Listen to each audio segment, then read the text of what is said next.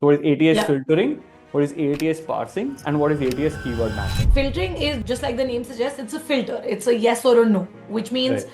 if you upload your resume and the company has a bare minimum filter that this person needs to have 2 years of experience, and you have put in, let's say, 12 months and they need at least 2 years, so you're automatically rejected, right? It's a yes or a no. You don't have 2 years of experience, your resume gets rejected. Coming to parsing, parsing is actually a process on which it's the basic principle on which the ATS works, which means if this was a resume and if you were to imagine it's a resume vertically, your parsing happens this way from left to right across the page, letter by letter across the page. This is what parsing is. When parsing happens, it goes through each letter, right? It happens, so there are data fields at the back end, and parsing is going through each data field basically.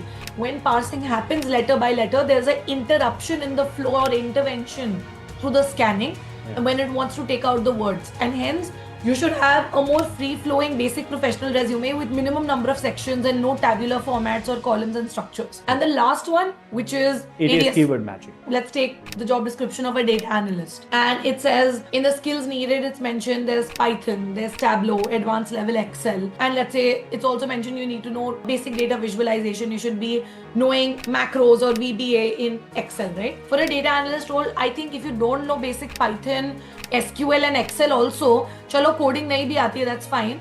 It's very difficult that you will get shortlisted if these 3 words are missing in your resume, right?